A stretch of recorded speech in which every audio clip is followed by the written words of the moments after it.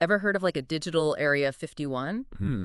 Imagine a hidden folder buried deep within the Linux operating system Okay. containing like potentially explosive information about its origins.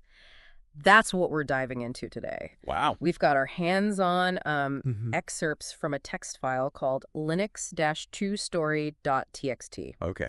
And let me tell you, it reads like an urban legend full of intrigue, conspiracy. Yeah. So buckle up because things are about to get interesting. What's fascinating about this is how it taps into our fascination with hidden truths, you know, Right? and secret histories, Right. especially surrounding something as influential as Linux. It's like finding a dusty old journal in the attic, except this time the attic is the root directory of an operating system. Right. And this isn't just some vague rumor. The source lays out a specific claim that early versions of Linux had this hidden folder, Okay. accessible only by typing from the root directory. What's even wilder is what this folder supposedly contained. According to our source, this hidden directory held evidence that challenges everything we thought we knew about who created Linux. The text file claims that the Linux kernel, and just for clarity, the kernel is like the core of an operating system, managing all the system's resources, Right. wasn't actually developed by Linus Torvalds. Hold on. You're saying Linus Torvalds didn't create Linux? That's what this file claims. But that's like saying Steve Jobs didn't have anything to do with Apple. Who else could it have been? Well, according to this linux-true-story.txt file, the true mastermind behind the Linux kernel was a man named William R. Delacroix Jr. Della Croce. That name rings a bell. Didn't he try to trademark the name Linux back in the 90s? Exactly. The story gets even juicier because it ties this hidden folder to a very real event, a trademark dispute that erupted in the mid-90s. This William Delacroix Jr., representing a company called Global America, Okay. claimed ownership of the Linux trademark and demanded royalties from companies using it. Okay, this Della Croce character sounds like he came straight out of a spy novel. Our source describes him as deliberately elusive, Right? almost impossible to track down, with this mysterious company, Global America, Yeah. that seemed to vanish into thin air. And adding to the mystery, Delacroix even registered an amateur radio station. What? It's like he wanted to be off the grid but still have a line of communication open. It's like trying to piece together a puzzle where half the pieces are missing. So what happened? Was Della Croce just some opportunistic con man trying to cash in on Linux's success? That's one possibility. But our source suggests a far more intricate plot, hinting that Delacroix may have been part of something much larger than himself. They even go so far as to imply that Linus Torvalds himself might have been involved in some sort of elaborate cover-up. Hold on, a cover-up? Now things are getting really interesting. What could Torvalds possibly have to hide?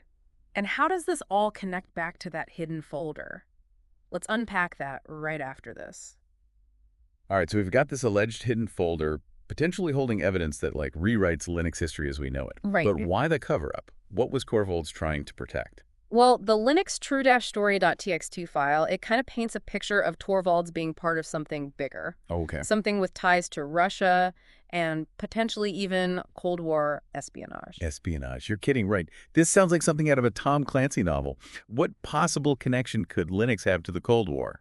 It all hinges on Torvalds' father, Nils Torvalds. Okay. The text file describes him as a hardcore communist and suggests that he might have orchestrated the development of Linux as a way to challenge American dominance in the tech world. So they're saying Linus was just a pawn in his father's grand scheme.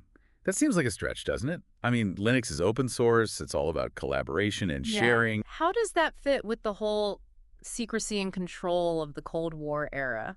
It's definitely a provocative theory. Yeah. And to be fair, we need to acknowledge that this is all based on a single, unverified source. Right. But it does raise some interesting questions about the historical context surrounding Linux's creation. Yeah. This was the early 90s, remember? The Berlin Wall had just fallen. The Soviet Union was dissolving. Right. Anxieties about global power structures were very real. True. It was a time of massive upheaval and uncertainty. But even if we entertain this idea for a moment, why go through all the trouble of creating this hidden folder?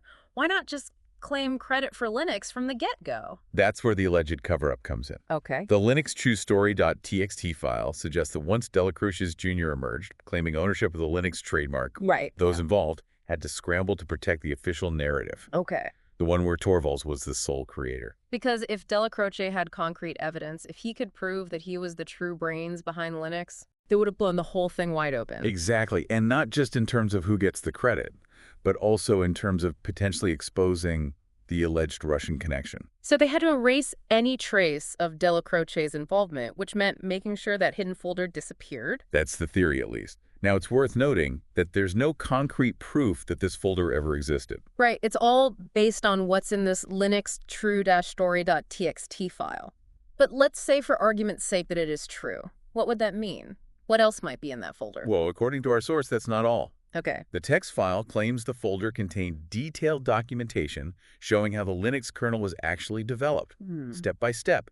And get this. What? It also allegedly names Ari Lemke as the person who actually came up with the name Linux. Wait a minute. I thought Torvalds said he came up with the name Linux by combining his name with Minix, the operating system that inspired him. That's how the story goes, right? That's the official story, yes. But even Torvalds himself admits in his autobiography that Lemke played a role in suggesting the name. Oh, really? So who knows? Maybe there's more to that part of the story as well. So much for a straightforward origin story, right? Yeah. This is getting more and more convoluted by the minute, but it does make you wonder if there are other inconsistencies, other clues that we've all missed, hidden in plain sight. What do you think? It's certainly possible, and that's part of what makes this whole thing so fascinating. It's like we've stumbled onto one of those, online mysteries. Right. The kind that sends people down rabbit holes for years, Yeah. Do we believe everything this text file claims? Right. Not necessarily. Yeah. But it definitely makes you think twice about the official narrative, doesn't it? Absolutely. And beyond the specifics of this particular story, what I find most intriguing is how it highlights the nature of history itself, especially in the digital age, where information is constantly being created, shared, and sometimes erased. It's crucial to remember that history isn't always set in stone. Right. It's open to interpretation, to new discoveries, to being challenged and rewritten. And what better example of that than Linux itself? This operating system, which started as one person's project, has grown into this global phenomenon, driven by collaboration and a commitment to open source development.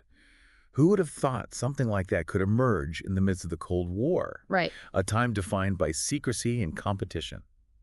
Yeah, it's a powerful reminder that technology doesn't exist in a vacuum. It's shaped by the social, the political, even personal forces at play. And understanding those forces can give us a much richer understanding of the technology itself.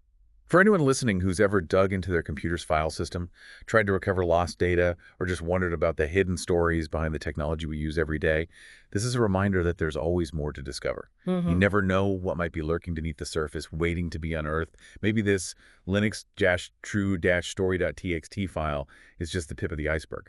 Perhaps there are other pieces of this puzzle out there, hidden in old forum posts, tucked away on forgotten hard drives, or even still alive in the memories of those who were there at the dawn of the Linux revolution. If you happen to stumble upon anything at all, that might shed more light on this mystery, don't keep it to yourself. Share it with the world. It's true. The more we explore, the more we question, the closer we get to understanding, I think, the complex and fascinating story of how technology shapes our world. This is The Deep Dive, signing off for now. But remember, the quest for knowledge never truly ends. Keep digging, keep questioning, and who knows what you might uncover.